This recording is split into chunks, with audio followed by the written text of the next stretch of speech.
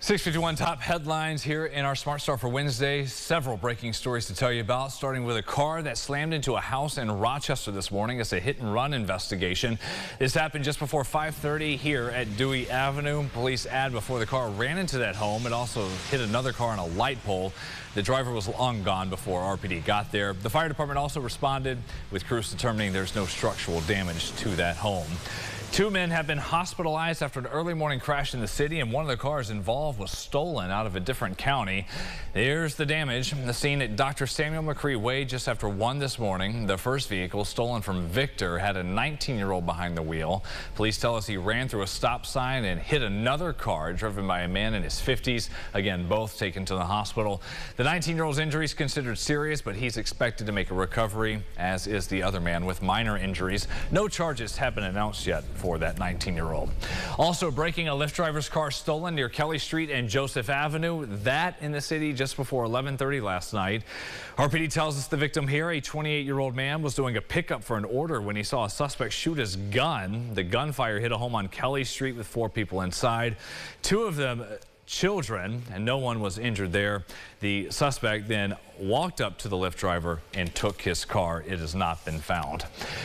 In more developing headlines, Rochester police have made an arrest for a deadly shooting from last week at a home on Farragut Street. Police got the call that day, went there and found 27-year-old Devarcia Fort dead inside the house.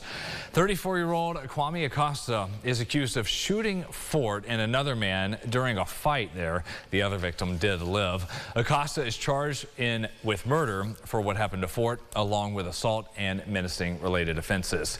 New testimony is coming today in the trial of the 1984 killing of Winnie Jerome, the teen from Rochester.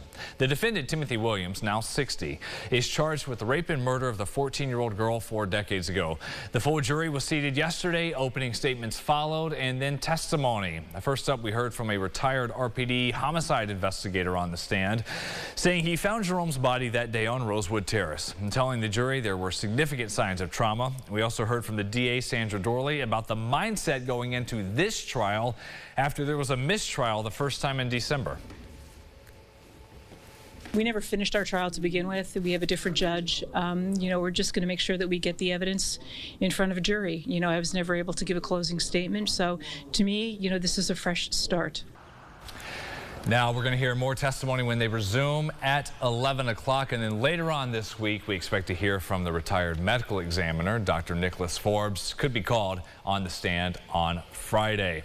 Let's get some updates on that forecast, because we have a lot to follow here with James. Maybe some rumbles of thunder out there, lightning with the storms early on this morning. Wyoming County, the spot where we're seeing storms right now. Quick downpour.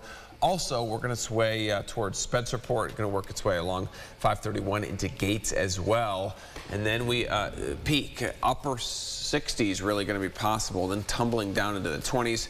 We'll glance at the snow map and the 8-day at the end of the show. Brennan. That'll be coming up momentarily. Let's talk about the end of February. It's not today. We have that extra day coming up. As I skip right past sunrise traffic and tell you everything's okay on the expressways. You see the train there from the west side. Now to the penultimate day of February and the 29th of tomorrow.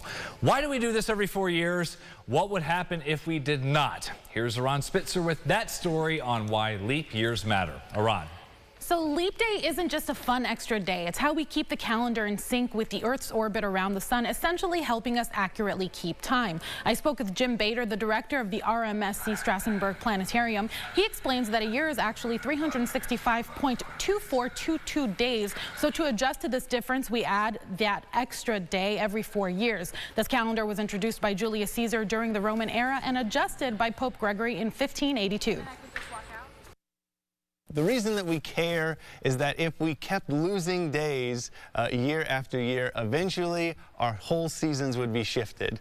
It got off 13 days between the year 45 BC and 1582, and it would be far worse than that if we hadn't made those adjustments for our leap day and leap years. It would also make agricultural issues a lot harder, so being able to plan for crops wouldn't be at the same time every year. Knowing the times and seasons is important if you want to have sustainable farming methods, at least early on. Today, we maybe don't use those standards. That leap day will finally arrive tomorrow. Guys, back to you. All right, thank you. James, we have to go back through the records for the 29th and look at snow. Yeah. That's been like, yeah. Right, exactly. It doesn't happen too often because you don't get the day too often. Nope. Right. 1,400 days or so, yeah. Yeah, that's right. We will be tracking snow showers at this time tomorrow morning, so you'll really want to tune in to News 8 at sunrise tomorrow because there will be impacts on the morning drive for some, especially along 104 if you're in that direction along Lake Ontario. All right, so we've got the snow tomorrow. Today, it's just about everything. We're soaking in the record warm air this morning, come crashing down this afternoon. Just keep us on all the time. You want to stay with Eric tonight as well, guiding you through that. Yep, we'll see you back here in 30 minutes. And again, for News 8 at noon, CBS Mornings coming your way next, everybody.